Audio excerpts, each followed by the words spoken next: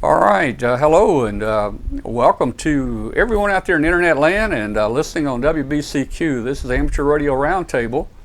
Today is Tuesday, August the 30th, and we're having some technical difficulty tonight. Evidently, the link on our website, W5KUB, is not matching the YouTube link now. I'm not sure what happened because I haven't changed that, but we'll get that fixed for next week. But in the meantime, if everyone in the chat room will just occasionally post in the chat room the link to the YouTube video, then we'll get everybody to come over and watch it on the YouTube channel over there. So again, just a couple of quick announcements. We changed to frequency of 9330 kilohertz I think 2 weeks ago. And I've gotten reports that we've got a lot better coverage now. The station is really loud here when I listen to it in the Memphis area. That's WBCQ up in Monticello, Maine. I want to thank Robert, the program director up there. He's in our chat room. Robert at WBCQ. Say hello to Robert. A bunch of great guys up here. And we really appreciate all they do for us. If you will, join us on Facebook. There's a link at the top of the website to join us on Facebook or follow us on Twitter. We'd love to have you on there. So let me see what I've got going here. I've got Katie with us tonight. Let me bring Katie in here. Oh, that's the wrong one. Let's see. Well, I might have to adjust it. Why is everything going wrong tonight? I'm here. Full moon? Yeah, it must be. Anyway, okay, so let me just adjust this right here a little bit and get everything all straightened up again. I guess it's a full moon tonight, so there we go. Okay. And I can't see your screen, Tom. Like the usual. Okay, I'll fix that too. Okey-dokey. All right, now you can see me. All right. Yep. All right. So, hey, welcome, Katie. It looks like you're the only thing working right tonight. Well, hey, got to start somewhere. yeah, man, what a night. Everything was looking so good until right at 8 o'clock, and then something happened. We've got a wrong link on our website to our video. The YouTube video, of course, is working fine. So, again, everybody just help us keep posting that link in the chat room, and people will eventually find their way over there tonight. So let's just, we got a good show tonight. We got, I've got Glen Popiel with me here in the studio tonight. We're going to talk about some interesting things there. But we're going to shoot it back out to Wyoming, Sundance, Wyoming, there to Katie. And Katie, you've got a special guest tonight. And why don't you go ahead and introduce that guest? I sure do, Tom. Thanks very much. Well, I am very excited tonight to have my very good friend, Sean Kutzko, KX9X, who is the ARRL Media and Public Relations Manager in Newington, Connecticut. Well, good evening to you, my friend. Good evening, Katie. Hello to everybody. Well, thank you so much for joining us tonight. Pardon me. You know what? I got... There. All right. I had a little throat loss, and I get rid of that thing before I choked to death on it. Katie, you were the only thing working right. Now, you can't be doing that. I know. I was, but...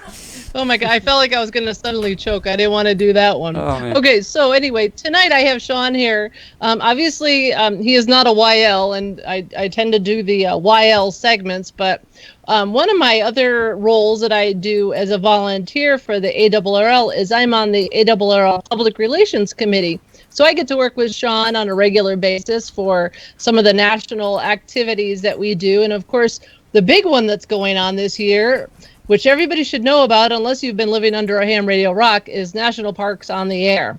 And Sean is really the man who brought this entire year-long event to life. And I would like to hear from Sean, what do pizza and National Parks on the Air have to do with each other? Okay, this is a bit of a story. So the whole reason that National Parks on the Air came to be is you have to backtrack a little bit to the 2014 ARRL Centennial Convention here in the Hartford area. And on the third day of the convention, that was the Sunday afternoon, I got home from that, and it was a very long weekend. It was a lot of fun, but it was very tiring. There was a lot of work that was put in behind the scenes to make a Centennial convention come off like that. And I got back to my apartment, and all I wanted to do was just eat a pizza and watch a little TV. And so I got a pizza, and I turned on the first thing that I could find on television, which coincidentally was the Ken Burns series, the documentary series on the National Park Service. And I was watching that, and they mentioned in passing at one point that, oh, by the way, 2016 will be the centennial of the National Park Service. And having just gotten back from the tail end of our centennial convention, it didn't take too long to come up with the idea of doing a special event for the National Park Service Centennial, and I had the basic idea of it written down in about 30 minutes after that. Did you write it on the pizza box? I did not write it on the pizza box. I wrote it on a piece of paper, and then I brought it in the next day, and I showed it to Norm Fusaro, W3IZ, who is one of the membership awards managers here, the assistant manager for that department. And he was excited immediately, and the two of us just started running with it. So the two of us have really co-coordinated the event this year. Well, that's awesome. So basically, so this idea came about, and if I remember correctly, you actually had to put together a pretty decent proposal and bring it forward to the board of directors to actually approve this, because it's, this gigantic on-air event, and there was also work that needed to be done to work with it. Is it the Bureau of Interior that manages the national parks, or do I have the wrong department for that? No, the National Park Service falls under the Department of the Interior, and so there was a lot of work that had to be done both within the National Park Service Administration and as well as a couple of folks that were high up in the Department of Interior. But the National Park Service has they had their own centennial committee. So a lot of the initial negotiations that were going on between ARRL and the National Park Service were taking place on that level within the centennial celebration office at NPS. Oh, roger that. Okay, so obviously working with the government and trying to get through a lot of things, did you run into any bumps along the way thinking like, this is like the world's greatest idea and it's not going to happen because we got to get through so much red tape? They were overwhelmed with the response that they were receiving to the interest in the National Park Service Centennial. The chairwoman, Alexa Vietz, for the National Park Service Centennial was interested in the event, but there were just so many other groups that wanted to partner with the National Park Service that there was only so much time that they could devote to getting the National Parks on the Air program up off the ground. One of the issues that we ran into was we were looking for formal partnership with the National Park Service for this, and the organizations that were partners with the National Park Service Centennial were major corporations that had a whole lot more money than the ARRL has. And so ultimately they decided they didn't want a formal partnership, but they more or less gave us their blessing to do the event. But there is no formal affiliation between ARRL and the National Park Service over this. Oh, okay. So once we finally got to the new year and getting all of the behind the scenes set up, I assume you kind of used what you did with the Centennial, where we had all the W1AW stroke whatever stations from all the different places. So you already had some infrastructure in place to kind of manage this, basically a year-long QSO party. How many national parks did you come into the new year knowing that we're probably going to be activated because of interest you had already generated? Well, there were 484 units when the event started on January 1st. That's all 400 at that point in time. 411 National Park Service units, plus there were some units in the National Trail System and the National Wild and Scenic River System that qualified as well. So there were approximately 484 units. I'm trying to do the math in my head here. Right. There were about 484 units that qualified for National Parks on the Air on January 1st. We anticipated that there would be a slow startup to this because it being January and generally colder weather across the country. We thought that there would be a slow rollout in January, and then things would pick up in the spring when the weather got warmer. We were completely wrong. There was so much activity right out of the gate in January that the most active chaser, or people who try to work as many national park units as possible, achieved. He worked 100 units in the first 10 days of the event. Wow. So we were not expecting it. That's Larry Burke, K5RK. Who still is atop the leaderboard for chasers, or people who try to collect all of the National Park Service units. So the interest level that we were expecting was far surpassed by the activity that actually came out of the gate. And weren't you you were yourself were one of the people that activated a park on January 1st also, weren't you? That's correct. I was at Weir Farm National Historic Site here in Connecticut. It is one of 5 units that qualify in the state of Connecticut. And I was in the parking lot there in Western Connecticut on January 1st with W1BXY, the managing editor of QST, Becky Schoenfeld. And the two of us put that unit on the air right on January 1st. We were on the air with CW and sideband, and I even did a couple of passes of the SO50 satellite as well. Wow. So obviously, knowing Connecticut in the winter time, I'm going to guess that maybe you weren't sitting at a picnic table outside. Were you doing this out of your car? Yes, I was. We were in my car. It was very nice and toasty because it was about 8 degrees outside on January 1st here in Connecticut. But there were a lot of other places where it was much warmer than that. Oh yeah, I bet. Well, that's really cool. So at this point in time, so we've had how many parks have actually activated? We have had there are now 489 units that qualify for National Parks on the Air. There have been some new units that have been added to the National Park Service system since January 1st, and now we are at 489 units for NPOTA. Of that, about 460 of the 489 units have been activated at this point. Wow, that's amazing. That's amazing. Yeah, I mean, when you think about it, and there's on Facebook, for anybody who is maybe on Facebook and isn't aware of this, but there's a extremely active group on Facebook that is dedicated to National Parks on the Air, and people are constantly spotting. They're letting people know about what's happening. You can see photos from when people are out at different park locations. And then this past week was actually technically the anniversary of the National Park system. And so it was kind of a whole week of birthday celebrations. And I think all of the parks had free entrance. A lot of them had cakes. And I know there was a ton of people that were activating parks. And I ran down to the shack quite a few times during the workday to try to grab a few of them. But I understand you have some photos with us from last week's activations. Maybe you could share a few things with us. Sure, that would be great. Let's see if Tom can bring them up on the screen. That was an activity that was at the Ice Age scientific. I'm forgetting the name of it right off the top of my head. It was a twofer. He was at 2 units simultaneously. One was the Ice Age scientific research area, as well as the Ice Age Trail in Wisconsin, and there were a few people that activated that unit for the Centennial Week. There were over 90 National Park Service units that were on the air last week for the NPS Centennial. The actual Centennial date was August 25th, and there were over 50 parks that had ham radio in them on the actual Centennial Day. That is the John Day fossil beds. The gentleman's call is on the banner right there.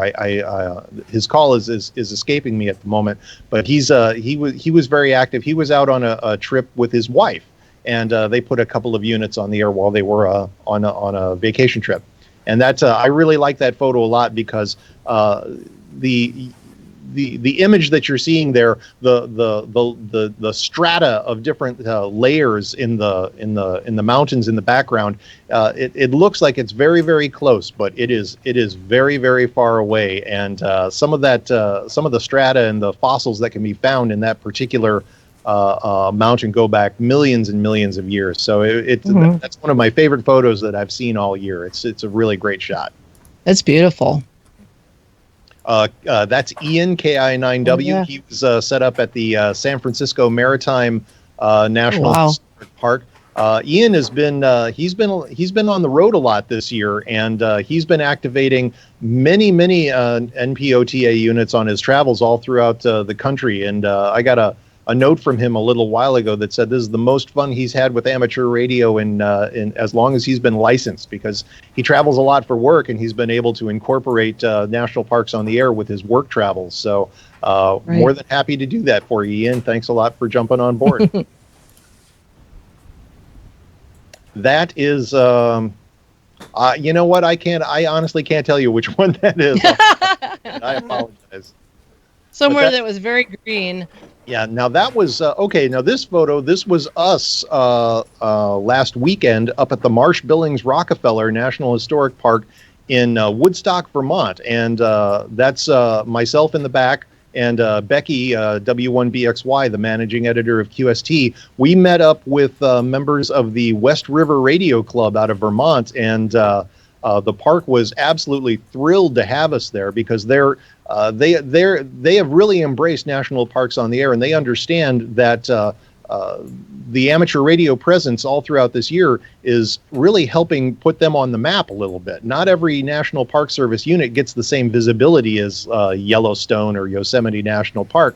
So a lot of parks are getting very interested in what amateur radio has to offer in terms of giving them a little bit more visibility. There are many units across the United States that have really embraced ham radio as a way to make the general public a little bit more aware of what they have to offer in the national park system as well. That is that gentleman's call is escaping me at the moment. You can see it on his hat, but that's at the Pipestone National Monument in I believe that's Kansas. Correct me if I'm wrong on that, folks. But that's W0ZF, ZM. I apologize. I should have written this down. But this is a last-minute thing. he's sitting there sporting his National Parks on the Air shirt, and he's working a nice pileup in relaxed style. That's a fun shot. And then this is from the Homestead National Monument in Nebraska. This is the trailhead for the at least three of the four major westward migration trails in the 1800s. And this unit was put on the air over the Centennial Weekend by the Aksar Ben Amateur Radio Club out in the Plains. So they've established a very good relationship with the park, and they've been on from that park a few times now. So kudos to the Aksar Ben Club for establishing that relationship with the park. And I don't know. Those are great. That's something. You don't know who this is. The other really neat activation was the one that just came up on the White House Park or lawn, or where exactly was that one? It's known as President's Park, and that encompasses the White House as well as Lafayette Square and the Ellipse in Washington, D.C. And there had been one attempted activation of the park earlier, but there was a group that just went out on August, I believe it was August 5th and 6th. The Great South Bay Amateur Radio Club out of New York went down and went through the entire permits process and put on a first-class operation for a couple of days. They made almost 1,300 QSOs on sideband CW and on the amateur radio satellites as well. That was where I worked them first, was on the amateur radio satellites. Paul Stetzer, N8HM, is a big satellite operator in the Washington, D.C. area, and he did a crackerjack job of putting that site on the air. That's awesome. Yeah, I was really happy to get them in the log too. Oops, yep. Sorry, what? We doubled. Kudos to the Great South Bay Club for putting that one on the air. Yeah, there was, and they put some video out. And it was passed around through the Twitter feed, and yeah, they really did a nice job, and the operators really did a good job running through. And I was really happy when they got to the 7s, and I was able to throw my call sign out and get in the log. So that was kind of like, yeah, I got in there. Yep. The White House was also the White House was also on the air on Centennial Week for the Centennial Week as well. There was a group that went back there for the Centennial Week. So that's been on 3 times now. Yeah, Glen Popiel's with us here, and he's got some questions in the chat room. So let him throw a couple of those at you. Yeah, the first one I've got is, how long does one have to stay at a location to activate it, especially if you're traveling by car? Okay, so before I answer the question, let me give a little bit of background for folks who may not know. There are 2 basic tracks to national parks on the air. You can participate as a chaser, which is somebody who stays at home and tries to work as many of the parks as possible, or you can participate as an activator, which is a person who actually goes out to the parks and transmits from a park unit. There's no minimum length of time that you have to be at a particular unit in order to qualify, but there is a minimum QSO limit. You have to make a minimum of 10 QSOs from the National Park Service unit in order to get what is called a valid activation for that park. And then you have to upload your QSOs to Logbook of the World. National Parks on the Air is administered completely through Logbook of the World, so in order to get credit for an activation, you have to make a minimum of 10 QSOs from the park, and then you have to upload your log to Logbook of the World, so people who work you will get credit for that park. Any other questions? And isn't it also 10 right QSOs to make that activation legitimate isn't the right word, but in order to submit it?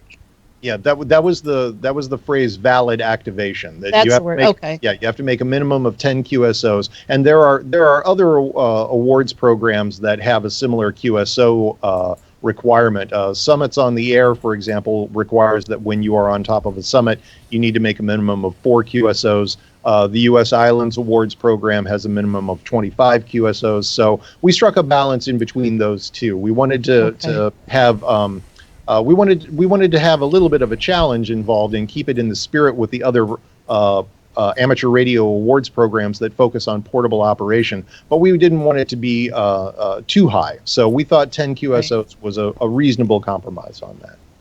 That's great. I seen Emily on here, KB3WE, currently on 20 CW activating DZ04. Now, is that one of these? Yes, we're talking about DZ04. I don't know. Let me see if I can determine. I know that she is. That's Emily, KB3 Victor Echo. Oh, okay. It looked like a W here. Yeah.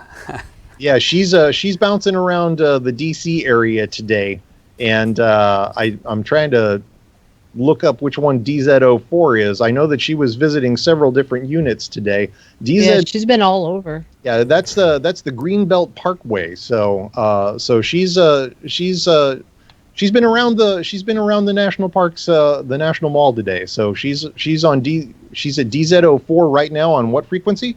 20 meter CW. 20 meter CW. Oh. Emily is one of the shining stars of National Parks on the Air for me, because she's a relatively new licensee. There we go. And she picked up on National Parks on the Air to get much more active in amateur radio, and then she took it upon herself to learn CW. And she went on her first activation using CW in, I believe it was early June. She and a few other folks went out to Gettysburg and put that on the air, and she made 10 QSOs, new CW operator, working about 9 or 10 words a minute. And I'm really proud of her for using National Parks on the Air to build up her skill set in amateur radio. So she's very near and dear to my heart. You want to tell them frequency, Glenn? Yeah, she's live now on 14041 CW 20 meters. You might want to slow down a little bit. She's not going to be a speed demon, but her fist is rock solid if it's only at 9 or 10 words a minute. But she'll work you. Right, and she's there with Ruth KM4LAO, who's also really she got her chops really wet when at field day at the CW. She ran her first pile up and absolutely loved it, and she has been down to Saba Island for the Youth De-Expedition, and now they seem to be traveling around a bit together and activating parks together, and it's a pure joy to see how people are using national parks on the air to bolster their skill set, are learning new things, obviously learning about our national parks, and like Ian, like you mentioned earlier, he travels all over for his job, but he's, for somebody to find some reinvigoration into the hobby because of these on-air events, to me, that's like a huge win-win for amateur radio. Absolutely, I completely agree. There have been many stories that we've heard from.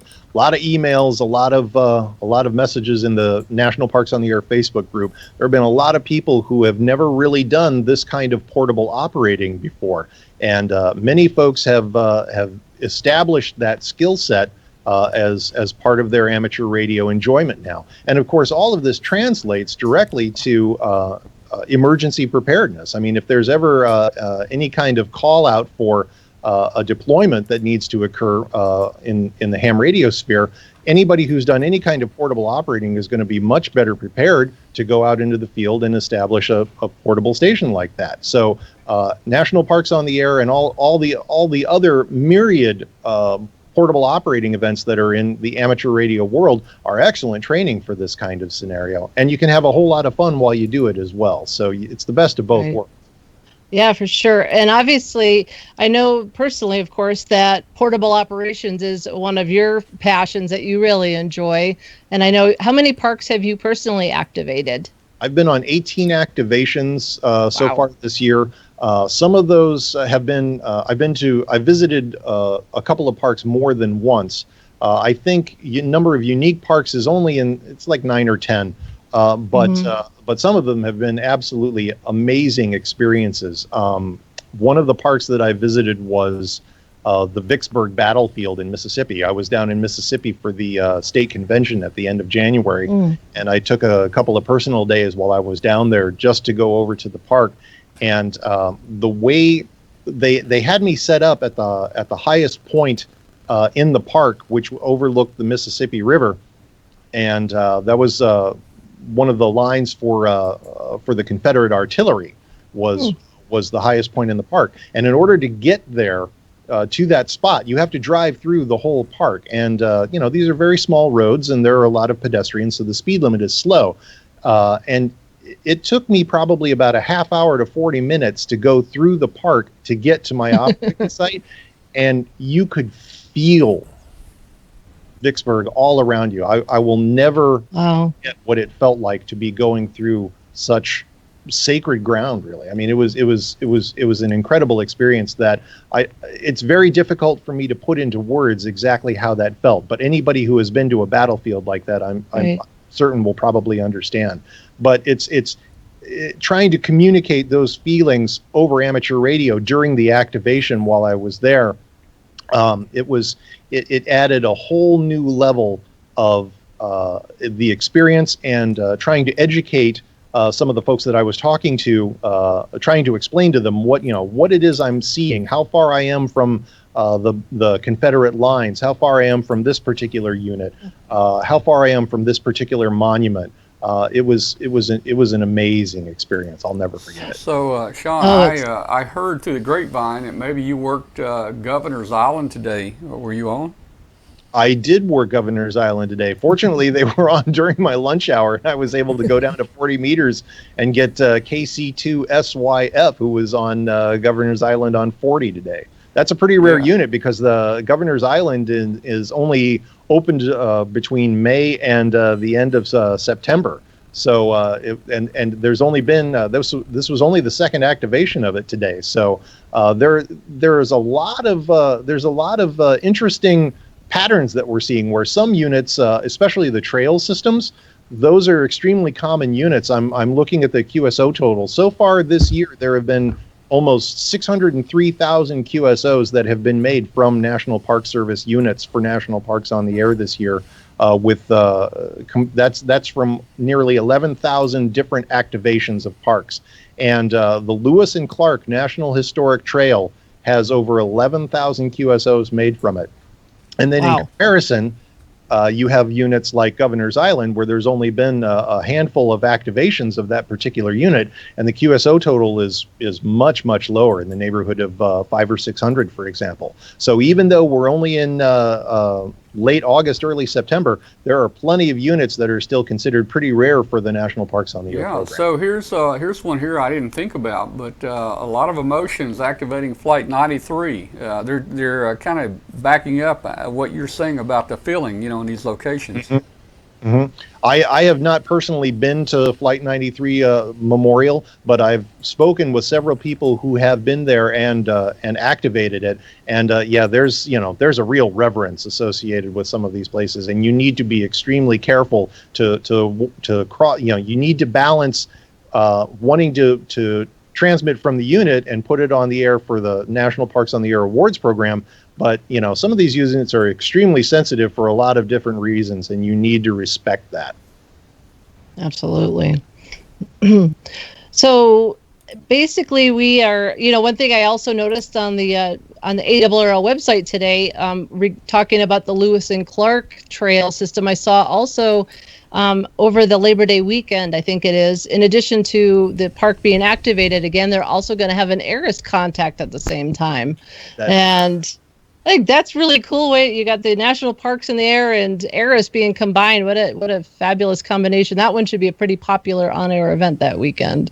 Yes, that should be. That's the weekend of September 2nd, 3rd, and 4th, and the ARRS contact is on September 3rd, and that's going to be at the Lewis and Clark Memorial in the Pacific Northwest. They're pretty excited about it. Norm Fusaro, W3IZ, was at CPAC this year, the convention in Seaside, Oregon.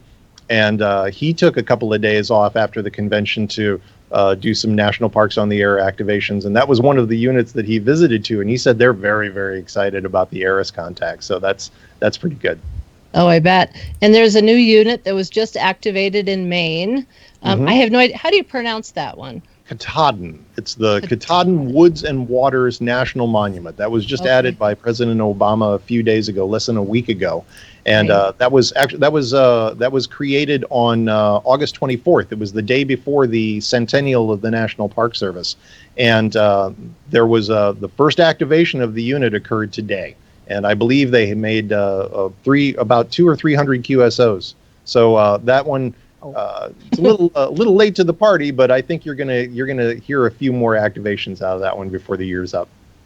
Yeah, I tried to get them today, but there was no breaking through. I couldn't hear them. I heard the pile up; they were running split, but I just couldn't pull them out, unfortunately. But so we've got a few months left in the year. Are there any other things to let people know about that are coming up, or just any other words of wisdom to wrap this up with folks? Well, I would say that there are still some units that are very underrepresented. There are some units that haven't been put on the air at all. Most of the units at this point that haven't had any amateur radio from them at all are either going to be extremely remote. There are many units in Alaska that have not been activated, and most of those you can't get to them easily. So that's why they haven't been put on the air yet. But the other ones that haven't been activated are ones that are generally in urban areas. And so there are going to be a few units that probably do not get put on the air during National Parks on the Air. We didn't expect that we would see every single unit that would get activated. It's kind of like DXCC, you spend a lot of time pursuing DX, and there are going to be some that are rarer than others, and that's exactly what has occurred with National Parks on the Air as well. I think that anybody who has been serious about participating in the program, especially the activators, or anybody who's an active ham in general, would say that the propagation has not been particularly good this summer. So looking forward to seeing propagation characteristics improve as we shift into autumn, as we get a little less absorption that is occurring. So hopefully some of the signals will be a little bit stronger and the bands will be a little bit better as we go into the final third of National Parks on the Air. It's never too late to get involved with this. There are Plenty of chasers that are going to be out for this event. There are lots of QSOs that you can have, and if you've never tried portable operating, this is a real low-pressure way to get your feet wet and try something new. I guarantee you go out to a National Park Service unit that qualifies for National Parks on the Air, you bring a little mast, you throw a 20-meter dipole up in the air, and you call CQ from that park. If you've never been on the other side of a pileup before, you're in for a real treat. That sounds awesome, Sean. So basically, if anybody would like some more information about National Parks on the Air, they can get that from the ARRL's website, which is, of course, ARRL.org. And again, as I mentioned earlier in the show, there's also a very active Facebook group, which anybody can request to join if you're on Facebook. And there's quite a few thousand people on that group, and it's very active all day long with people spotting activation. So it's a great way to keep very current as to what's happening. So, well, I really appreciate you joining us tonight and sharing all this awesome information about National Parks on the Air. And you've got me a little more reinvigorated. I got to see what we've got for radio gear and antennas around here. So maybe we can drive over to Devil's Tower and get that sucker activated. So I think that'd be a great idea. Like I said, if you've never done an activation for National Parks on the Air, go out and give it a try. It's a lot of fun. It doesn't. It's a very low investment, low risk kind of activity. And I think once you give it a shot, you'll be hooked. So yeah, give it a try. Sure. And if anybody has any questions about the program, by all means, give me a call, send me an email. I'd be happy to talk to you. Hey, Sean, there's a That's couple great, Sean. questions in the chat room now. First one is what number was the unit in Maine? If you know that. The designator is MN84, and that was the 489th unit for National Parks on the Air. Okay, and another question here is, can you have a soda and a National Parks on the Air at the same time? Absolutely. If there's a Summits on the Air peak that is within the boundaries of a National Park Service unit, you can absolutely activate both of those. I would recommend, if anybody is interested in talking about doing SOTA and National Parks on the Air at the same time, drop Stuart KB1HQS a note. He's the king activator for National Parks on the Air, and he's a huge Summits on the Air guy. He has more stories to tell you about that than I do, honestly. Okay, I got a couple more here, and this one's been asked multiple times. Can you publish a list to encourage activation of the parks that have not yet been activated? We have a statistics page on the National Parks on the Air leaderboard area that is sortable by park name and the number of activations and QSOs that have been made from those units. And if you go to the leaderboard area of the National Parks on the Air website, you can see all of that statistical information. We have that available for anybody to look at. Excellent. And finally, I think this may be the last one. What awards are available? There are 3 certificates that are available for purchase at the end of National Parks on the Air. There's one for Chasers, the Chaser Award. There's one for Activators. And then there's a third one called the National Parks Honor Roll. Now, the National Parks Honor Roll takes a little bit of explaining. A Chaser and Activator certificate, you can purchase one of those if you have one confirmed QSO as either a Chaser or one confirmed activation. You don't need to work 100 parks. You don't need to make 25 activations in order to get one of the certificates. If you do one activation or you make one QSO as a chaser, you can order one of those certificates. The National Parks Honor Roll is a little different. Within National Parks on the Air, there are 59 bona fide national parks throughout the country. And in order to qualify for the National Parks Honor Roll certificate, you have to work 75% of the 59 national parks that are activated this year. Now, that's not the same as 75% of all 59 parks, because we assumed that some of the national parks would actually not be put on the air. Some of the ones up in the middle of nowhere in Alaska, there's a national park on American Samoa that hasn't been put on the air yet. Hint, hint to anybody who's interested in a big activation. But so it's 75% of the number of the 59 national parks that are actually put on the air. Right now, I believe the magic number is 39. All right, I tell you, you've really made it sound exciting. I'm in for it. I need to get on there, get on the air and start working some of these stations here. There's a lot of fun stuff out there. It's a boatload of fun. Yeah, learned a lot tonight. Well, Katie? Yep. I enjoyed it. What about you? Well, of course, I always enjoy talking with Sean about hammy stuff. So glad you could be here tonight. And Sean's one of the main reasons that I'm as active with many things that I do with ham radio. So, like I said, besides being an awesome ham, he's an excellent friend of mine, and really more like a brother from another mother. We always say so. Just one last question. The question is this for ARRL members only? Absolutely not. Anybody can participate in this. You need to be registered with the Logbook of the World, but you don't need to be an ARRL member to sign up for Logbook of the World either. This is open to any amateur anywhere. Right. All right. Well, thank you, Sean and Katie. Well, great segment. I mean, wow. Let's just keep doing this, okay? All right. Sounds great. Thanks, Sean. Thanks for having me. 73. All right, 73, Sean, and we'll pass the URLs out to everybody to get on the show to follow up with more information about this topic. Thanks. Great. Thank you very much. And Katie, wow, okay, Katie, I'm gonna put you on the spot, Katie. Who are we gonna have next week? I got to work on that.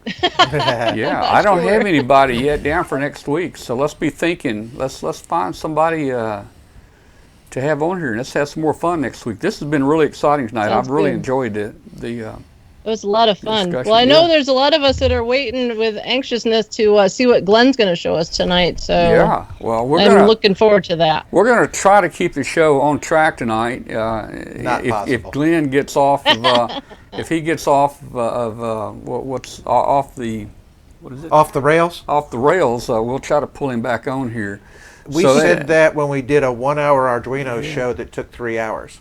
That's true. Oh my goodness. Well, Katie, thanks very much, Katie, and I'm going to go ahead and drop you off here. And Okay, sounds we'll good. see you later. Thank All right. you. All right, bye-bye. All right, bye. Bye. All right, so let me make just a couple quick announcements here. Again, we're kind of midway in the show here. I want to thank everybody again for tuning in on WBCQ 9330 kilohertz. It's coming to you from Monticello, Maine, up there right on a state line between Maine and Canada. It's not a state line; it's a country line. Well, there's a difference. You're It's right. called a border. You're right. That would be a border up there, wouldn't it? Already off the rails. I guess if you're on the south side, it would be a state line, but on the north, it's called a border line, right? Yeah. Okay, right up on the borderline there. And hey, thanks again to Robert in here, WBCQ program manager there. Robert at WBCQ, thank you so much. And I tell you, these guys are great. They're just totally great up here at WBCQ. I love the station. Wow.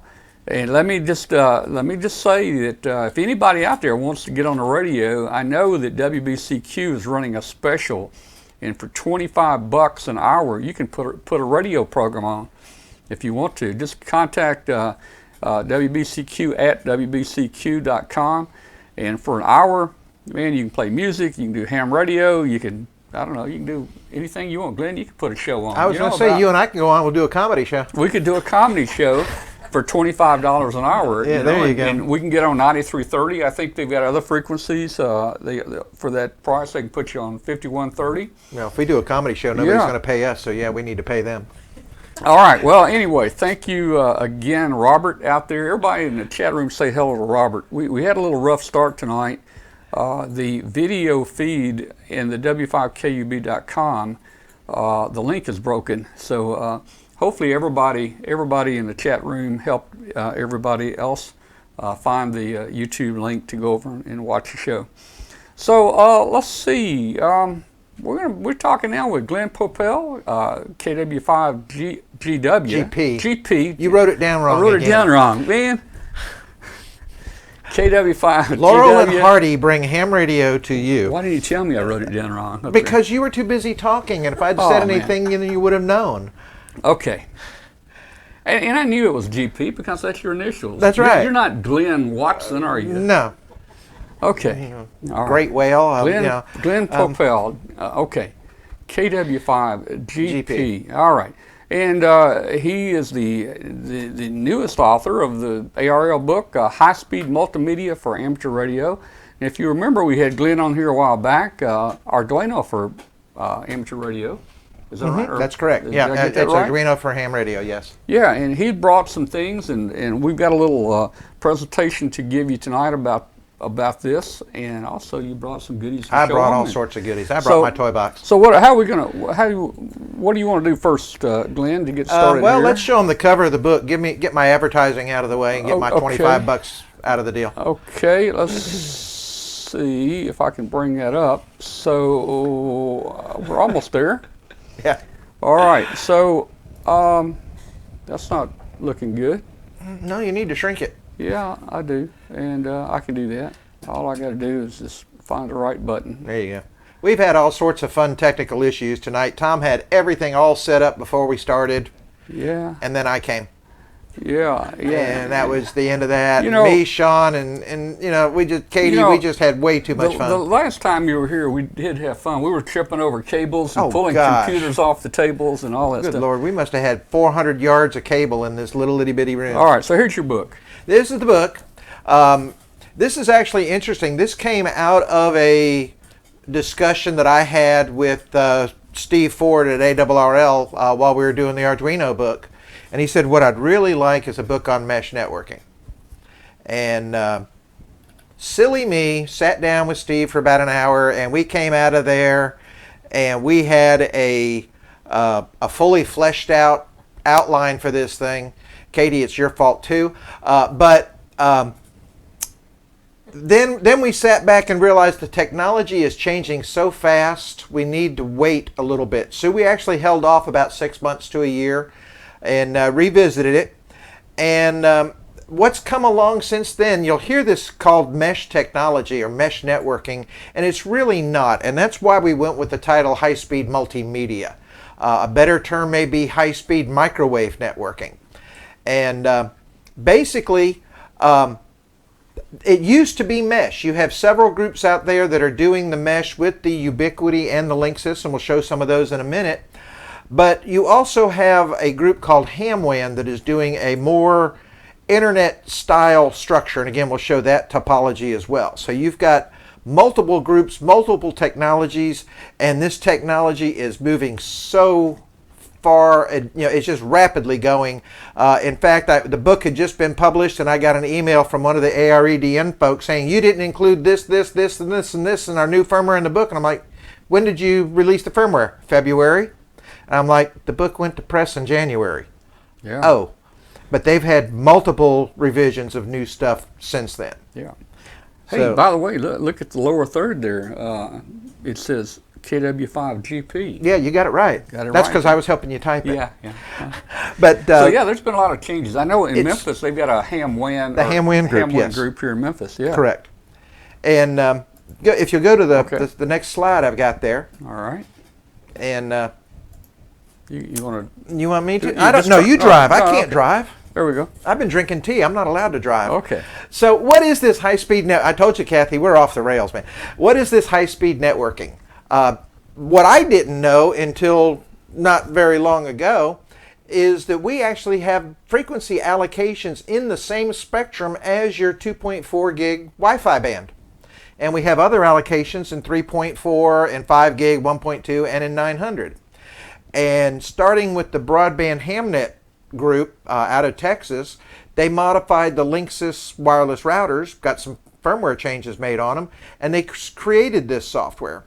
And the cool thing about the 2.4 gig is that we're allowed to run full legal limit, meaning we can run 1,500 watts of microwave. Your microwave oven is probably less than 1,500 watts. So if you have squirrels, dogs in the neighborhood that you really want to get rid of, just modify your antenna pattern and you'll take care of them. But that might not work very well on the receive back inside if you're running 1,500 watts. No, you really don't want to run that. As a matter of fact, the Linksys runs just a mere 79 milliwatts. And here's our band allocations that we're talking about. as you can see, we have channels 1 through 6 on the standard Wi-Fi.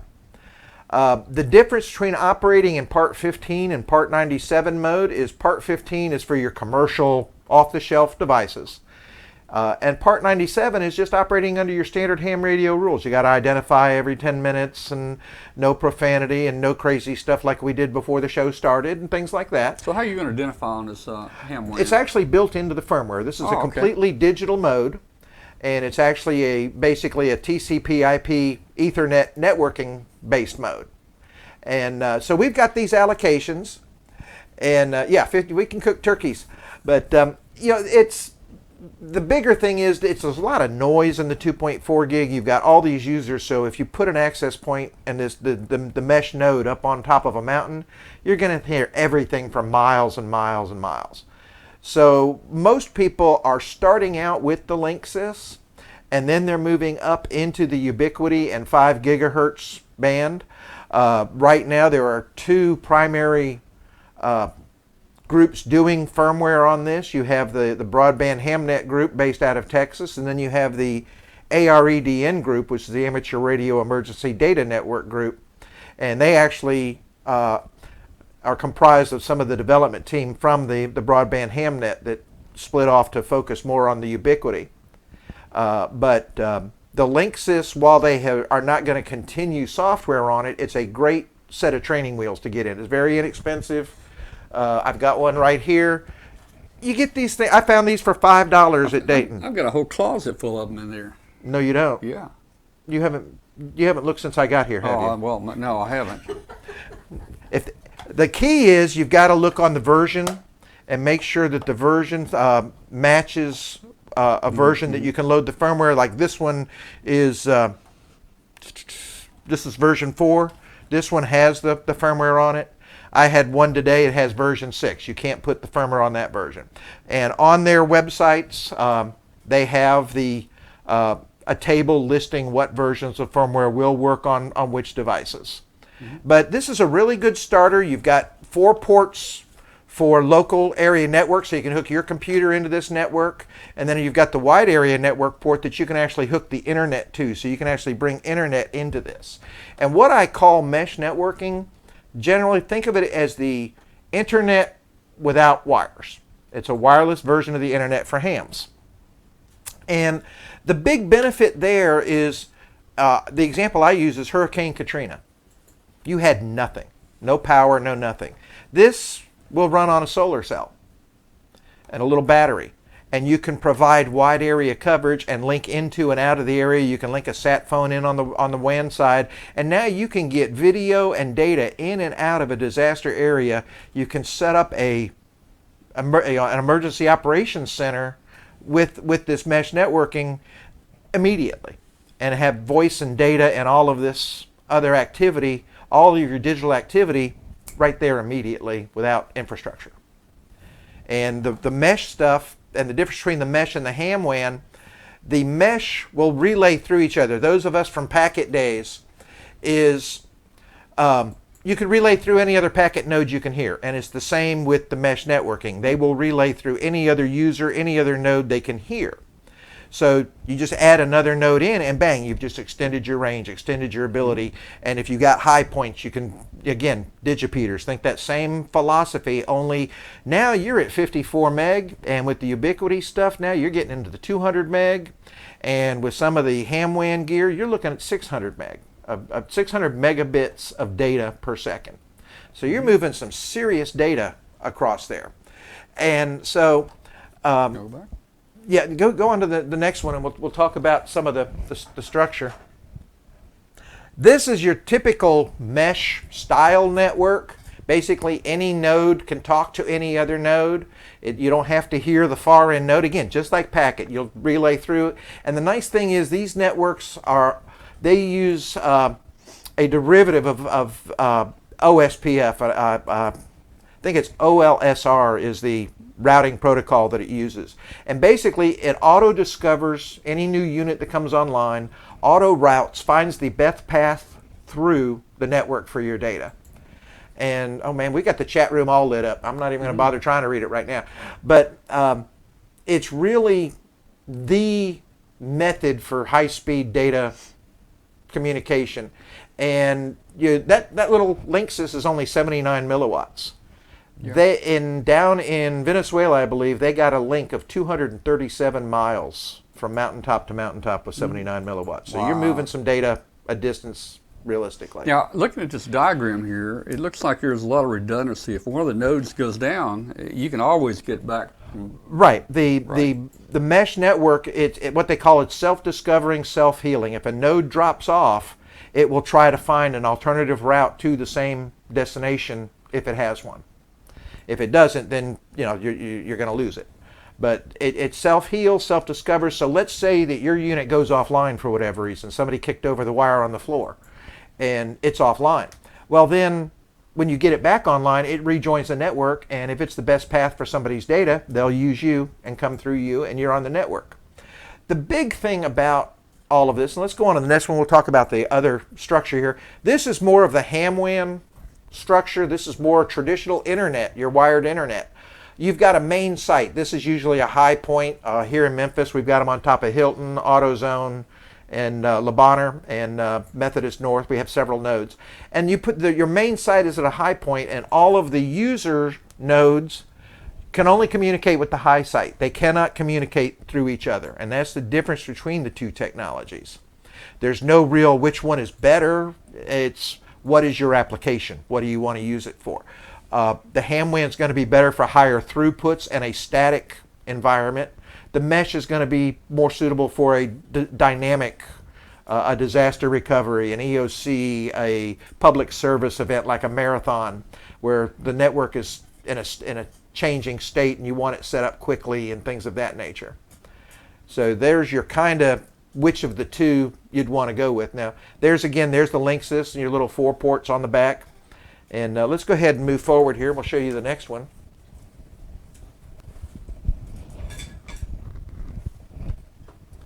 There you go. And this is the Ubiquity. And this is the AirGrid version of the Ubiquity. And if I'm not mistaken, they're like 600 milliwatts of output. So you got a lot more power. Mm-hmm. And the nice thing is with the Ubiquities, the actual access point is built into the antenna. And in the back, you don't use an antenna cable. Oh, there we go. You have an Ethernet port. And you actually power this thing over Ethernet from inside your house. And that was the difference with the Linksys. This doesn't survive real good outside. It's made to be indoors. These are made to be outdoor.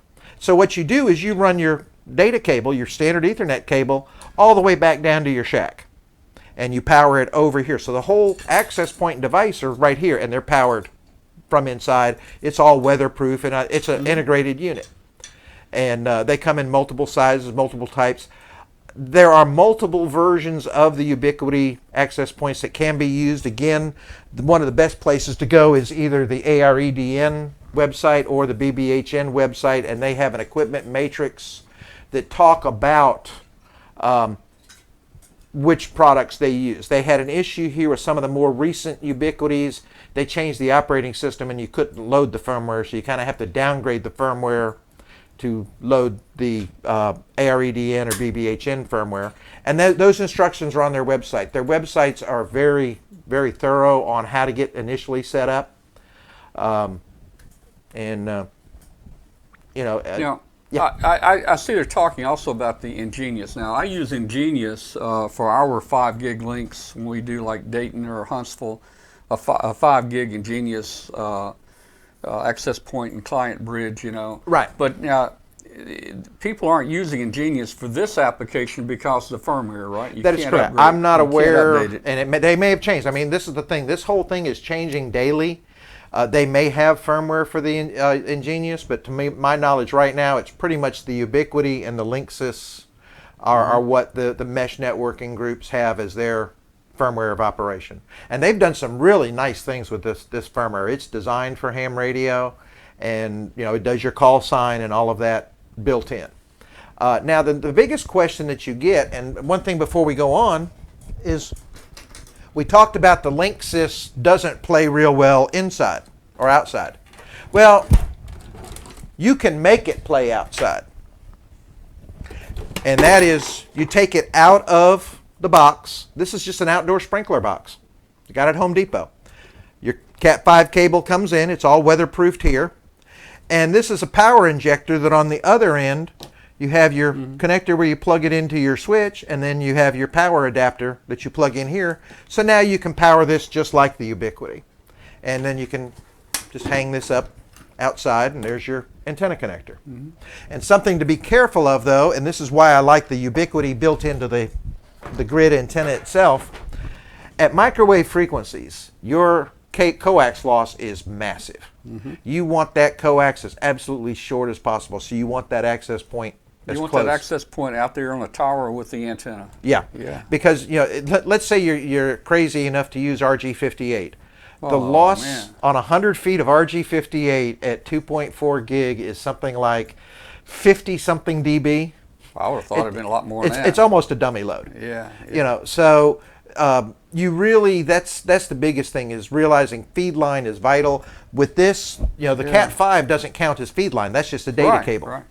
But now the next So biggest you question. need a good external antenna to put on that too, right? Hey, Yeah. Kathy, open the closet door there, and right to the left, hand me that antenna that's standing up.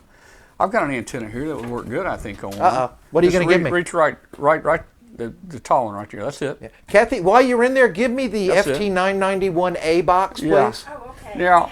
Now, okay. So you know, you look at the little 2.4 gig antennas on the back of the Linksys. Well, how you like this antenna? Oh, that's a nice one. Nice little. This is Let's see here. it's made by MP antenna. MP antennas. And it's a 10 dB gain Omni. Look at it, 10 dB Omni. Look at this thing. Now, I read where they use this to go through concrete walls and all kinds of things. So, I mean, this would give you some gain. That's what you need to put outside with it, or a directional antenna. Or directional, depending. See, the mesh, you know, it depends on your use.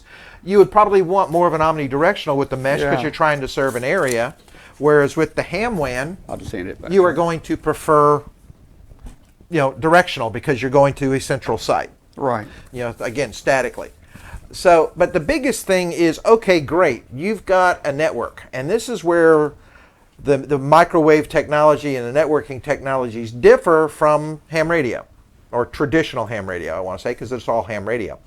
The difference is, in ham radio, you want to get in the air, what do? Grab a mic, grab a key, go. But with this, it's all digital, and it's primarily made for computer to computer. So now you have to think, it's really the internet.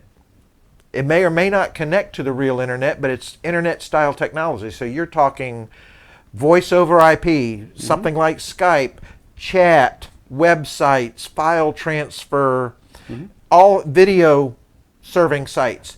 So think what you've got on the internet. And no, do not look in my car. It's mine. But I have to check his car out. I got to check my car out. But yeah, no. I've already had a chance to go through the closet, and I've got everything I need, and it's not anywhere they'll see it in the car. Just don't lift the hood. But anyway, back to this. The biggest thing is the applications. When you go to a microwave or a mesh networking forum, the biggest question you always hear is, what do I do with this stuff? It hooks up. It's automatic. It's self-configuring. It's self-everything. What do I do with it? And that's where the biggest answer. You know, it's applications. Anything you can do with an internet, as far as web, file transfers, data, video, etc., that is what you can use this for. For example, one of my classic examples, this is a standard voice over IP telephone. Get the cat hair off it. We'll explain about that in a minute. But you've got your LAN connector and a connector as a pass-through, so you can actually hook a workstation and share it with the phone. But you just connect this to your Ethernet port, and you've got a voice over IP phone. You give it an IP address, and now you need a call manager. Like Asterisk is an open source phone system. And you can build out a voice over IP system. Now keep in mind, we're all wireless here. We're a mesh network that can build. So think about all of your served agencies like fire departments, police departments, hospitals. Every one of these has a mesh node and a phone. All right, now all of a sudden you have that big New Madrid quake. Power's down. Everything is down. Your mesh is up. You now have direct dial direct data capability between all of the served agents. You've got chat room capability. And a lot of this software is free and open source. So now you've got chat room. So now these agencies can actually chat and maintain their dispatch even though every other form of communication is down. You know, that's the thing about ham radio. All this experimenting and designing and building and being tested over the years actually becomes pretty important. I mean, people then start using it in real life. They start selling this technology, you know. So ham radio operators on many different technologies were some of the first people to play with some of this stuff. Absolutely. And that's what I think is the coolest thing here is the commercial world is now starting to look at this mesh technology and look at it for how do I distribute internet in a community. I don't want to run wires and stuff. So now the commercial world is looking at this mesh style technology of, hey, if everybody's node can talk to everybody else, we can pass data through everybody and they'll be our wires for us. And you're actually starting to see this in the commercial world. And somebody's talking about standalone as long as it's powered. The Linksys only take 79 milliwatts. Their Ubiquities are 600 milliwatts of power. You're talking very low power that can be solar powered and battery powered and long life powered. It's not a huge drain. It's not like you're trying to run a kilowatt. You could probably put a chipmunk in a little cage. Yeah, just strap one of these to his back and tell him to run up the tree and throw some nuts up in the tree. And, Now, we were talking a minute ago about the external antennas and Ubiquity antenna, and of course that gives a lot more range to it when you've got that directional antenna. But you know, one of the worst things to block microwave signals is like organic type manner, like green leaves, trees. Man. Yes. And, you know, I many years ago I built satellite systems from scratch and played with that, and you know, you could take an LNA. Receiving that signal, you could hold a phone book that was 3 inches thick. You could hold a phone book up in front of the LNA, and that signal would go right through it. You hold one green leaf up here, and it would stop it, man. Yeah. It would stop it. So we got to find a way to get through those leaves. Well, and that's one thing that I cover in the book is setting up the location. There are numerous path profiling tools, free tools. Ubiquities is my personal favorite, and you just literally show your starting point and ending point, and it will show you a graph of the terrain and is there a mountain or a hill or a tree in the way and how far away it is, so you can adjust your setup to work around that obstacle. In my case, for example, most of the gang is over in Olive Branch and I'm in South Haven. Well, between me and South Haven is a nice little ridge that I can't do it direct even though it's 8 miles. But there is a ham halfway between, and he's offered a space on his tower, and that will get me up and over the ridge, and now I can mesh back into the rest of the gang. Yeah. So you know there are ways around that kind of thing, but the path profiling tool will give you an idea of what your terrain is like, what the environment is like, so you stand a chance of getting your stuff to work. But the biggest thing, of course, like I say, is the applications. You know, like I say, the websites, the video sites, and a lot of this software is free. We cover that in the applications in the book. And yeah, chainsaw is my friend unless you're dealing with a mountain or the city of Memphis. But I don't think they'd like me taking chainsaws to their high rises and stuff, would they? Oh, wow. But yeah, 900 megahertz is one of the bands that they're working on. There was some discussion on the Memphis Ham WAN group this week about looking at 900 meg. The biggest thing with 900 megs is that everybody's there. It's a very tiny piece of bandwidth. Most people are moving up to the 5 gig and putting in more sites. Because 5 gig, we have our own channel allocations. It's all ours, and it's you know. We have a much quieter and cleaner band. I think that's the last picture I got. Let's see.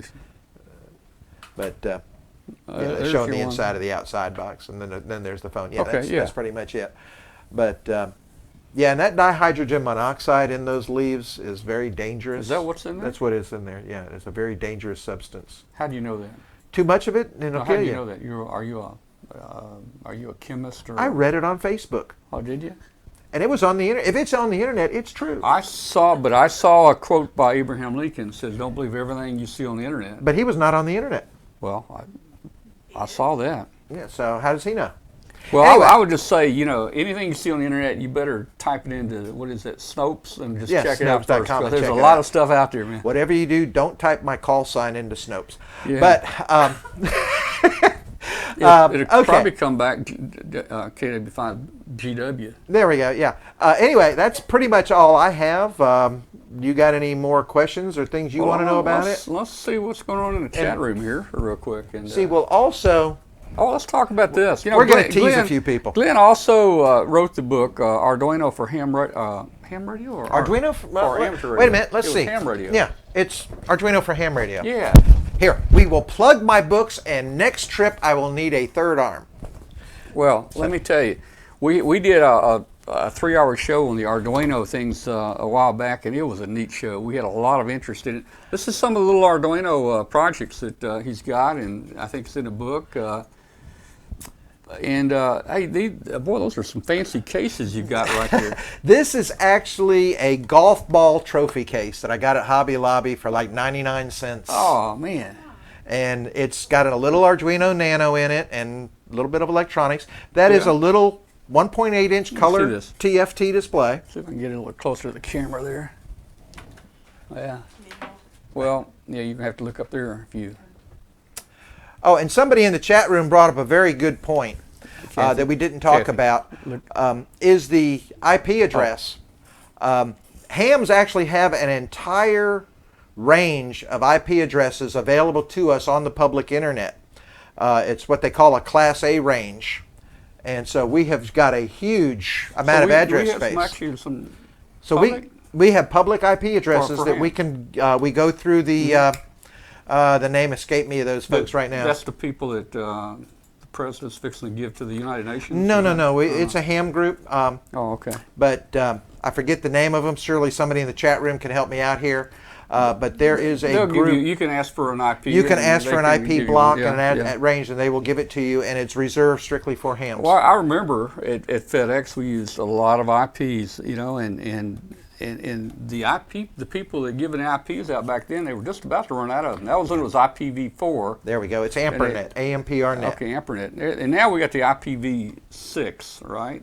And you got a lot more IPs now. A lot more space. As a matter of fact, they are officially out of IPv4, but AMPRNet will allow us a whole Class A. They will allocate you the addresses you need that are public and their IPv4 addresses. They're the only IPv4 addresses available for us these days. But anyway, let's get back to the Arduino real quick, and we'll monitor the chat room for some questions on either the Arduino or the multimedia. This is going to be, and this is finished by the way. Oh, don't look at the bottom. It's kind of neat. I'll show you the bottom in a minute.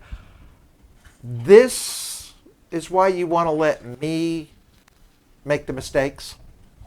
But this is a little 1.8-inch TFT display, color. This is capable of monitoring up to 200 amps at 12 volts. And Let me see that. Let me see that.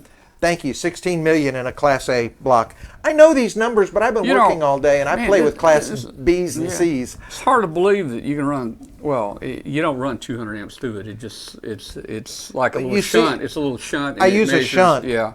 And you see the 4 connectors?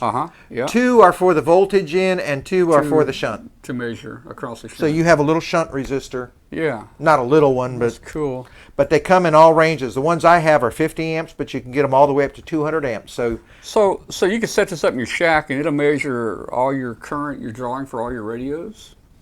yeah, right. You can put it on your shack. What is your station doing? And this will show you voltage, current, the ambient temperature in the room, and of course it's got a time clock. So you got day, date, and time. Oh, that's kind of cool. All built into that. Yeah, that's kind of cool. It's got a real-time clock. But now let's show them the bottom. Yeah, that's a little perk board stuff. That This is what happens when you use a shunt incorrectly and use 30-gauge wire as a fuse. Yeah, there's a sticker with my password. No, that's under the keyboard. I see the burn spot. But you can, right up in the top right-hand top corner of it, you can see the little char mark. And that is where I fried something off of the board. Okay. But you can see it recovered. Oh yeah, and it still looks pretty good.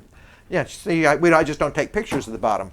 But now tell me about this. This is what you wanted. Now, Wait a minute. What kind of case is that? Actually, I grabbed the wrong one, Oh, did you? but we can pretend. What is that?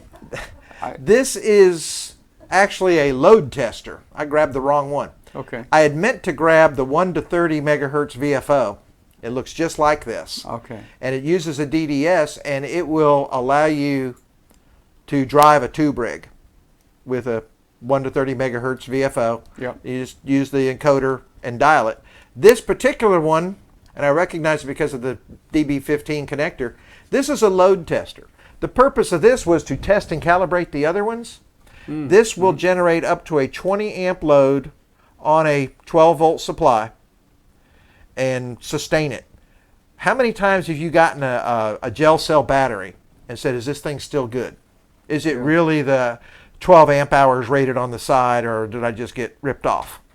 And you can generate a load on this, and that's what this one's going to be used for, is to generate a load on those batteries so you can see, is this really a 7 or 12 amp hour battery? And you'll have your voltage and current and everything else on this. All right. Well, let's talk a little about the DDS VFO. You know, I'm going to make me some time here. I want to build a little receiver, not a transceiver this time, but just a shortwave receiver. And I've already got my parts. I got the DDS board and the display and the, what do you call the little rotary encoder. Rotary encoder. You know, I've got parts.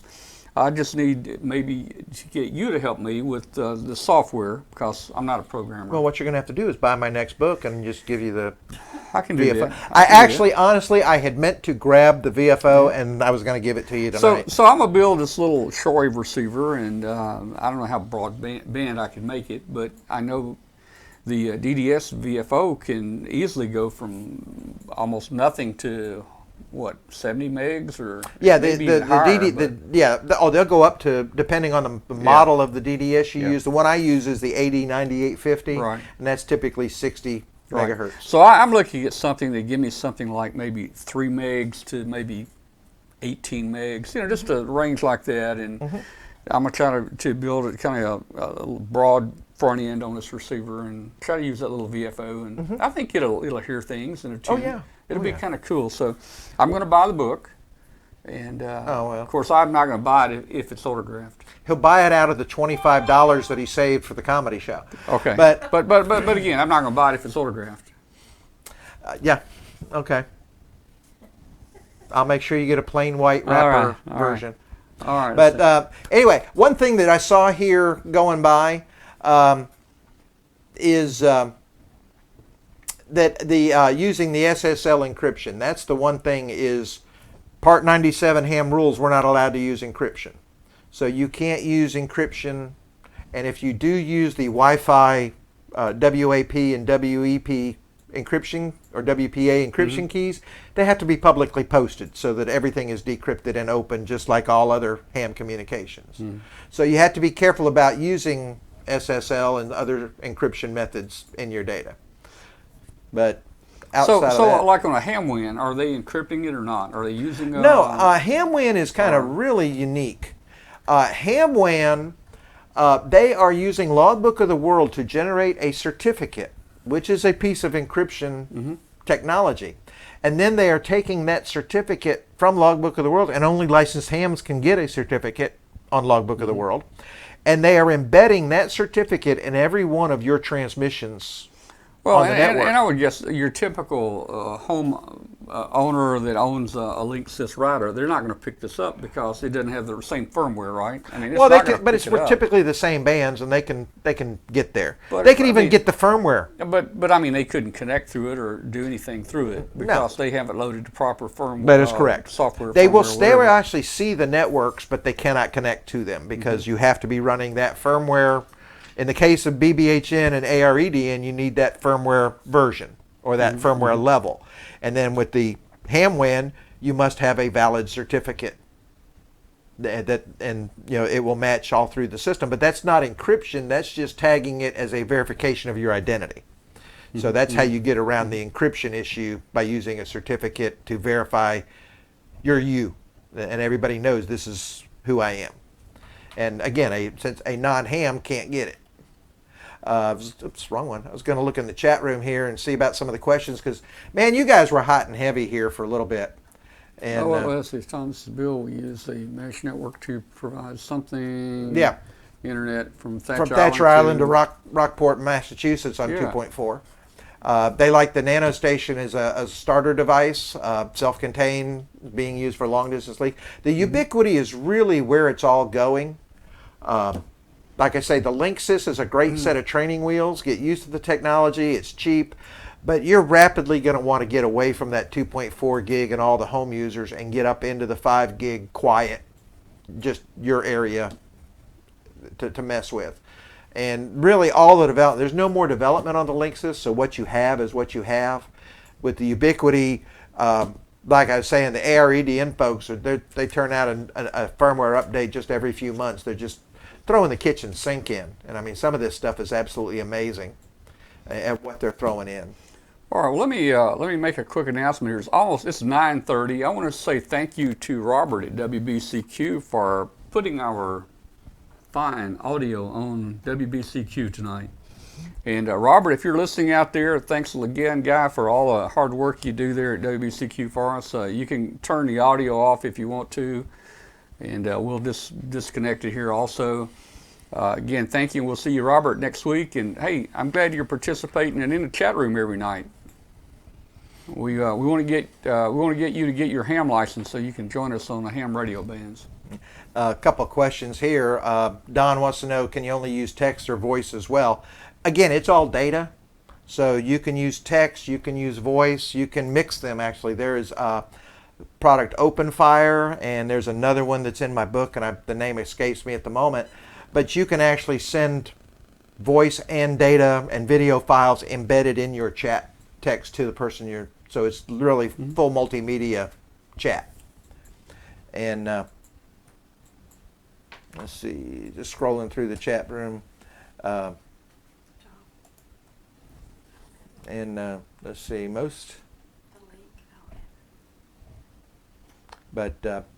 yeah, the ARRL folks, starting in their February firmware revision, they started covering the 3 gig band, which is almost totally silent. Nobody's there but us. So that's another nice one. Yeah, one of the things they're talking about with this advanced stuff is the MIMO. That's multiple input, multiple output, I believe. And that basically they use is multiple antennas to actually create parallel data streams to increase your throughput. And that's where you're getting the 200 and 300 and 600 megahertz or megabit transfer rates between these. And they just keep advancing all the time. And they just keep moving forward. Let me make another announcement.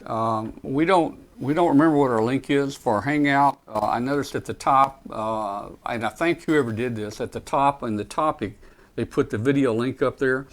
We also had a link up there for the chat room, for Hangout. If anybody out there remembers our Hangout link, it is on there? Okay. Okay, well, I think we've got it then. We're going to be announcing the Hangout link for people to join in a little while. What else is in there? Well, somebody liked your book. That was really a surprise with the Arduino. Everybody loved it at Dayton. We did several signing sessions, and we just had a blast. And it was crowded the whole time, and got to meet a lot of nice new folks and just talking about it in general. And it was fun. And I'm really happy to be working on another Arduino book now. The mesh was fun, but that was some of the hardest research and work, because you guys out there will admit, if I had one fact wrong, you'd crucify me in a heartbeat. And you know it. Well, now wait a minute. Hey, I found an error or two in the first book. You remember that? And I think that was before you published it. That wasn't the microwave networking book. Yeah. These folks. And you were my buddy. I would not have, I wouldn't have stabbed you in the back with it. Yeah, I'm one of these people. I'm a network engineer. I do this for a living during the day. Yeah. And well, then you shouldn't make a mistake. Sometimes we make the mistakes just so they'll catch them, to make them think that they got you. Yeah. It is a very competitive, and it's a fun competitive, but we are nitpickers. And if you forget to dot one eye, we'll catch you. Well, I'll tell you what, in that IPv4,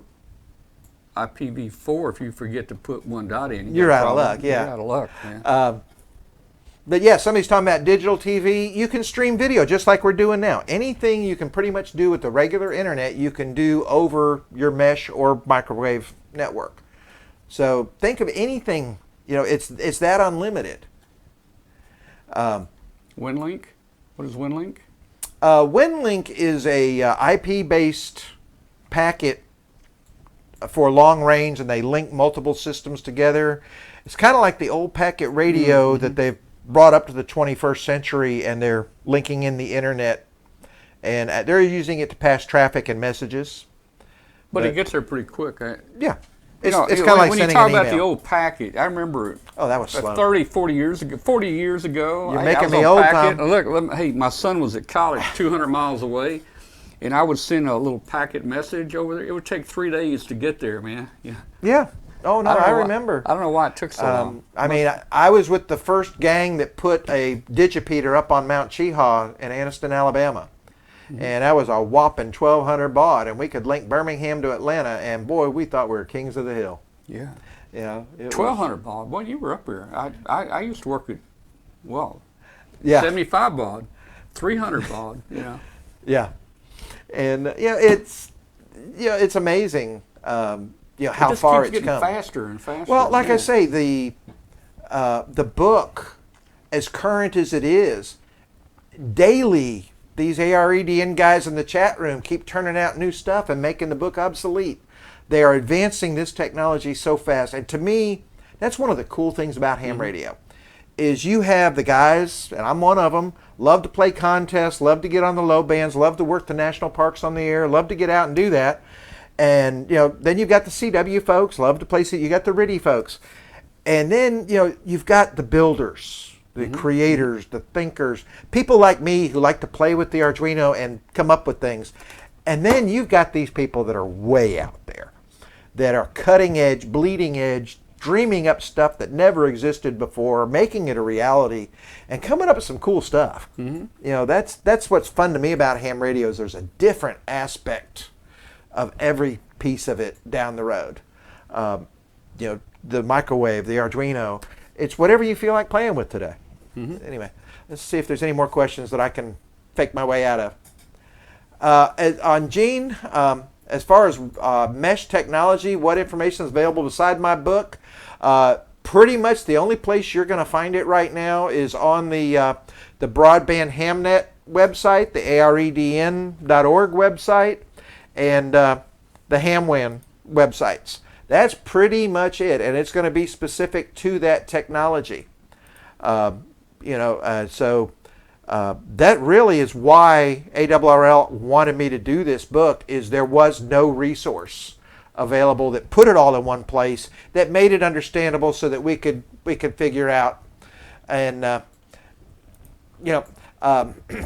so that's, right now it's really the only resource, and I'm not going to say it's the best resource, but it's the best I could do, and it's the best anyone's done to date, in my opinion. So, and we're gonna make it better. ARRL and I have already talked. We're out of date already, so we're gonna have to do an update on this. So, we'll be getting back with all the groups and getting up to the new technology. But the day this thing hit the presses, it was already out of date. So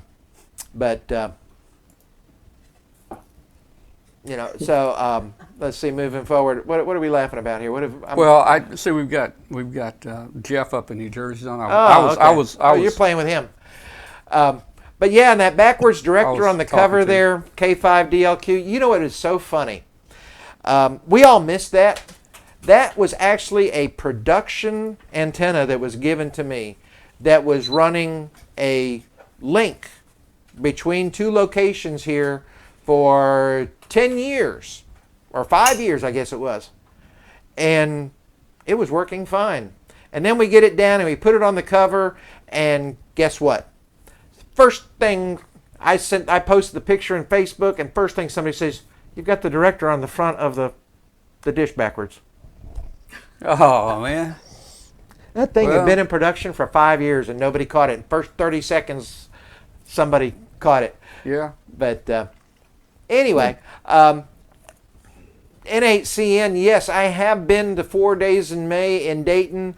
In fact, year before last, one of the projects that's going to be in the next Arduino book, the JT65KUB radio, I actually took Best in Show at the QRP ARRL 4 days in May competition for homebrew. So yeah, and that one will be in the next book. And let's see, looks like I'm caught up on the questions here. K5DLQ, again, I want to thank you. I did the best I could. You have to admit the information was limited. I think one of the things I'm most proud about is the way I was able to tie the applications and give you a lesson IP. And be honest with me. Have you ever seen anybody compress a lesson in TCP/IP to 16,000 words or less? Because that's literally what it came out to being. But TCP/IP is the core of the internet. Everything uses the Transport Control Protocol, IP protocol, and that is how your data moves across the internet. And I give the foundation and piece on how to do that in the book, because you hear these addresses, 192.168.1.1. What does that mean? How do you use it? How does the data know what to use? And so a lot of hams, almost everything you're going to get these days is going to be network connectable. So you're going to have to understand IP and how it works, especially if you're going to want to hang your stuff on a network. I saw somebody talking about remote. There's absolutely nothing wrong with you hanging a remote-controlled rig on your microwave network, your mesh network. I saw a commercial the other day. The guy was at the grocery store. He takes his phone. He looks inside his refrigerator, so he knows what he needs to buy. I guess there's a camera in there, maybe, or something. I don't know. The barcode reader is, what is it, RFID, as he pulls the stuff out. I don't know. It cleans up his inventory. Ed asked what is 4 days in May. The QRP ARRL, QRP Amateur Radio Club International, holds a series of forums over 4 days in conjunction with Dayton at the Holiday Inn there in Fairborn. And Thursday is all forums, and they have 8 highly technical forums. It's predominantly QRP, but I did the Arduino forum and a couple other forums up there. We talked about the radical thing we did with getting, and again, this is one of that's going to make you all stop and think, and that is, how do you get a JT65 65-tone signal to work on a CW-only rig, which does on and off? And so we did a forum on that. But they also have what they call vendor night and a homebrew competition night. And so it's just another set of forums that go in conjunction with Dayton from the QRP folks. So it'll be interesting to see, at the new location now, how all this stuff's going to, happen next year. Well, my feet are going to thank them for putting all that grass and nice stuff there, because that parking lot at Hera was just, I needed mountain boots. It was that was some rough asphalt. And let's see here. You keep grabbing the wrong mouse. I keep grabbing the wrong. I keep wanting to take over your show. There's only 4 me's. There's only 4 me's here, and I grab the wrong one every time. Anyway, yeah, Ed, it's not part of Dayton. It's not part of DARA. It's done by the QRP ARRL Club. They're an international club focused again on QRP, but it's held at the same time at Dayton because we're all up there at Dayton. Oh, that's cool. I'm going to have to look you guys up at Xenia because I'm planning to go to Xenia. I don't know what, it's really funny. Some people want me to do a multimedia forum / presentation, and I've got one of those. I actually did it for a Jackson Club a few weeks ago. Others want the Arduino, and a matter of fact, at the Huntsville show just this past weekend, or 2 weeks ago, I did the latest and greatest Arduino stuff, and that's all stuff that's going to be in my book, the next Arduino book. And the goal there is 20 new, crazy, radical, come on, 200 amps. And believe it or not, I'm about halfway through the project builds on this next book. We've got some really wild and crazy things. The biggest problem is I have a problem in my lab. I have construction thieves. Yeah. Parts, wires, cable, pencils, paper. If it's left out and I go to work, it disappears. Yeah. I thought that's what you stole from here. No. I steal it and I give it to the cats. Well, you know, I'm I'm partly responsible for that. One night on the show, we had you on remotely, and we caused so much loud feedback through the system that the cats jumped off. They jumped off the table and took everything that was on the table with it. You know, so. But they have literally, I have caught them with laser presentation pointers, Peltier coolers, 6 feet of Cat 5, some coax adapters. Gosh, what else? I mean, if it's not nailed down, they grab it and they don't chew on it. They take it upstairs. And I go, whenever anything's missing, I go upstairs and there's a handful of pencils and just all these parts. Well, do you have, real quick, do you have a new name for Yes. the Arduino book? The tentative working title right now is this really difficult creative title, Arduino for Ham Radio Book 2. Oh, okay. All right. We are, very cool. I think the final title will probably be something along the line of Arduino for Ham Radio Volume 2. Yeah, yeah. I mean, the first book worked. It was everybody's been real happy with it. I love it. What surprised me in that, of course, I figured everybody would build the lightning detector, and they did. What amazed me was that the code practice oscillator, that simple random code practice oscillator project, was the most popular number 2 in the book. What are you doing to me? Tune that thing up. Oh, you tuning the I radio. had to make a little adjustment there. Okay. Yeah, that's better. But Sounds better here. Yeah, the gotta goal make that again, consumer I want content. about 25 or 20 projects in this next book. Want to take it to the next level. I didn't even bring the project list. I've got the QRP 40 meter CW transceiver. I've got the JT65. We're rebuilding the Yaesu rotor controller. And I've got the Yaesu rotor controller built in. I've got the VFO. The power station, the load tester. I also have an AC current thing, and there's this product out there called the Kilowatt EZ. I got one. You do? Okay, so Right you're here. familiar with what Right I'm here. talking about. Kilowatt. Yes, sir. And Kilowatt. there you go. Kilowatt easy right there. Well, several years ago for my job, I actually did a research paper and presentation on cost savings in schools and school districts by saving electricity, turning all the computers off at night, things of this nature. I hate that. I leave mine on all the time. Yeah, but imagine a school. We've got 2,000 computers, and imagine, but it turns out all those computers cost you forget the number, $26 a month to run. Now multiply that by 2,000. That's a lot of money. Yeah. So I bought me one of these and used it and got my data. And as part of this project, I'm like, I'd like to build my own. So I went and I got out and I have built one of the kits, and the next one's going to be this, and it will calculate your cost per kilowatt hour. That's cool. For what it's monitoring. So now you can do the same thing. Yeah. Well, look, we've got a few people that have joined us here on Hangout. Let's get them into the show here. Sure, hop them in. So we've got. Let's see who we get. Let me find the right Mies here. So look, hey, there's Don. Let me look. I remember him. You remember Don? That's Doc. Yeah. That's up. I met Glenn at Dayton. That's right. That's Yeah. Papa Doc right there. Yeah. Papa Doc's his nickname. We've got Jeffrey up in New Jersey. There's Hello. Jeffrey. See all that fancy flex? Yeah, he's got the cool stuff. See man. that flex stuff back Yeah, here? he's got He's that got cool me in stuff. his wheel. I'm getting that when he kicks Good. the And you're going bucket. to put it in this closet right here when you get it? No, I'm gonna put it over and use it. Who's gonna hide it from you? And then we've got Mike. Now Mike's up in the Upper Peninsula. If I don't say Upper Peninsula, he gets really mad. Of what state? Michigan? what Yeah, state? you got the little. You got the. Michigan. Is he above the Mason-Dixon line? Yeah. You got this, and you got this, and you got this. He's Yeah. up here. But he's above the Mason-Dixon line, right? Oh, Just yes. way just up. south of the Canada state border?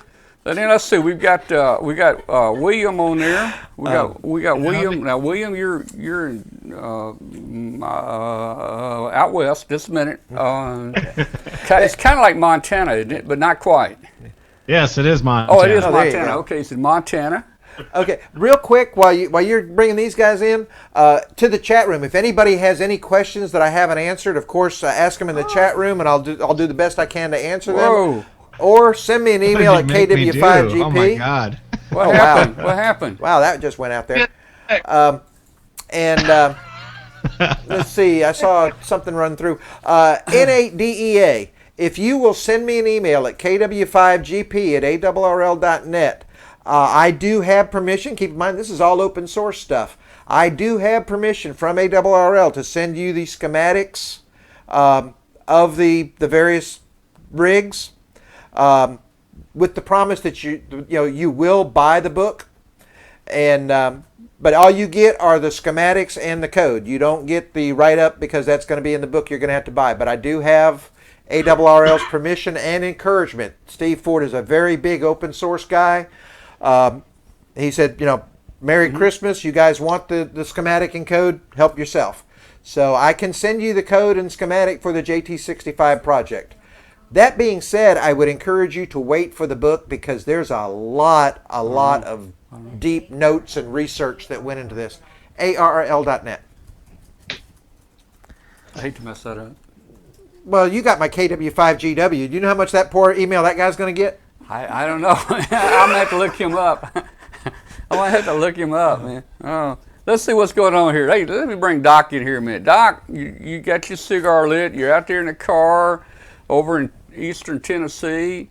We normally talk about all kinds of stuff. See, if we had this mesh right, I'd be out in my car doing just about what he's doing right there. Yeah. Well, hey, Doc, I'll just give you something encoded here. You know what we talk about I do every few years? I had it done yesterday. Oh, wow. Okay, I'm not even going to...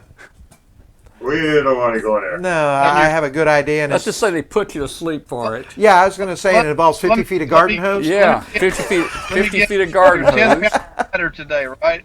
Yeah, do what? What, Doc? 10 pounds lighter today. Yeah, I am. Actually, it helped my diet a whole lot. So the rumors about you were true. Yeah, they were. Well, how many years can you go till the next one there, Tom? Well, I'm thinking he's going to say 5. I've been going every 2. Now, I went 3 this time. But I think he's going to tell me 5 years. He didn't tell you today? Jeez, my guy always tells me right away. Yeah. So did you get a good report? Yeah, it was a good report. Good, I only got to go... Well, hey. That's the important part. Yeah. Hey, Doc, the funny thing is, Doc, I always, when he give me that propanol or whatever, I always try to count. I'm thinking, okay, man, he's fixing to squirt in there. I'm going to see how long I can go. And I usually go 1, 2, and that's it, man. Well, how can you count normally? 3, 4? Well, yeah. But, I tried it. I tried it yesterday. I said, when you gonna put the sleepy stuff in there? He said, I'm going to do it right now. So, okay, here it goes. I'm thinking, okay. And my brain kind of, it lasted longer this time. My brain kind of like jiggled. It's kind of like it was, I don't know, let me see. I got to put me back on camera here. It's kind of like my brain was went like that for about 5 seconds. And it just kind of, just, then it quit. Yeah, the eyes it just closes out. Man, oh, man. Hey. Stuff. Yeah, I understand why Michael Jackson liked that. That was pretty cool. Yeah. All right. Well, Glenn, hey, man, thanks a lot for showing us all the stuff tonight. Good show tonight. Well, thank you. Thank you. Yeah, very good. And what happened that was different, because I didn't get in till late. And then I went, and I didn't realize you had switched over to this other format here. Well, what do you mean, new format? You mean to YouTube? Yeah, I went to the normal web page, clicked on it, and said there was no streaming. I didn't know either. It was a broken link tonight. That was a surprise to me. So it was working on YouTube. And it should have worked on the web page because that's just that just pulls it off YouTube right there. You know, something changed. The URL, the feed URL changed for some reason. Something changed. Well, what did it say there to see? I couldn't see it. Amnesia. Yeah, I just got blank. It said there was no streaming, and well, I put a little posting. Oh, did the show over in the chat room? And Jill came back and gave me the link for the YouTube that you. Yeah. It was on YouTube. I think it's always on YouTube. It's there. Okay. I just put it on my website for convenience, but it is on YouTube, so you can watch it either place. Actually, what you missed was the pre-show, and once YouTube saw the pre-show, they just cut us off immediately and didn't want us being on the air. I was wondering about that. We were pretty far off the rails before this thing started. I was thinking, hey, it's worked, up till today. Why all of a sudden did they turn me off? I thought, it's because you had me, Sean, and Katie all in one place at one time. I think so. I mean, that's just an accident waiting to happen. But anyway. Well, hey Tom, I missed the show tonight. My vehicle's going off lease, and I had to go out and pull all the radio gear and stuff out of it tonight. It took about 2.5 hours to pull out. That's terrible. The HF, the spare battery, the amplifier, the UHF, VHF gear, the antennas. So it's ready to be turned in tomorrow, and then I can start all over again. Did you have? Yeah, I had my Equinox. I had all the radio equipment. When the lease was up, we leased another Equinox. So everything I took out of the Equinox popped right in place in the new one. Jeff, you didn't drill any holes. You didn't make any holes in that other car, did you? Oh, I left lots of holes, but they won't find them. Oh, okay. The only holes I left was my little L bracket, which a couple screws, if you lift the hood, puts my dual band antenna on that little L bracket. So the rest I've just got a pocket in the back, and the radio sits there, and I got the other cable up front just velcroed up there, so no holes. Well, there may be some braid in there that I used to bond the vehicle that I forgot or missed, or just figured that can stay after 3 years. If I try to unscrew it or take the bolts out, it'll break anyway. So I left some bonding in the vehicle, RF bonding. Not going to hurt anything. Yeah. Well, all right. So, well, I'm going to hate to do it to you. I got to pack up, and I got a long drive in the morning. It's been fun. We're gonna have to do this I'm gonna go ahead, guys. I'm gonna get off here too. I tell you what, I'm gonna visit with Glenn here a minute while he packs up. He's got to check the car to make sure I didn't check my closet, make sure that stuff is still in here. And I'll be back with you guys. I'll try to be back with you in a minute. Yes, ma'am. Hey Glenn, check your briefcase and everything else. Make sure Tom didn't lift anything from you. The trade for the 991 he won in Huntsville is well worth these guys. So, I'd win that deal. But anyway, yeah. Tom will be back in just a minute. Nice seeing y'all. Yeah. Thank you again. Good to see you, Glenn. All right, see you. Take care. I'm going to check out of here. I got to go to bed and get up early and do some other stuff. See you, Tom. See you guys. Okay, guys. Well, good night, Jeff. All right. Well, I'll be back in a little while if you're still around. So, just go ahead and talk if you want to, and I'll be back.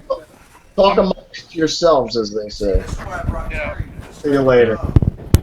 See you guys. I'm gonna get out too. Oh, yeah, okay. Well, sound like everybody's jumping ship here. Yeah, bailing. I can't get my microphone off. Kathy put it on me.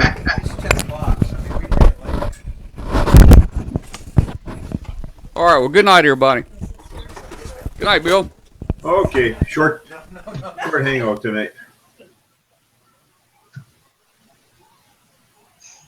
Yeah, they all ran, Bill. I thought maybe I'd at least get a word in edgewise, but Go ahead. I'm here for you. Let's do your word, man. What you got going tonight? He's still listening. I'm still here. Oh, okay. Well, I didn't want Tom to think that I was sloughing over here. I mean, I just come in and I was trying to figure out where the conversation was going, and everybody just ran away. I thought you were sleeping here when I saw you a while ago, but yeah, we'll get that fixed. That'll be an easy fix. In fact, I'll fix it in a few minutes. No, that sounds good. It was a good program tonight. Well, good. Glad you enjoyed it. Yeah, I missed the first part completely with Kathy and Katie? Not Kathy. Yeah. Katie, yeah. Well, it was a good segment. Yeah. You have to catch it on the rerun. Yeah, yeah. By the time we got home and it come on, then I clicked on the screen and it says no stream. And I said, oh, I missed the whole thing. All right. Well, let me get with Glenn here. Check his pockets. I'll be back in a few minutes. Okay.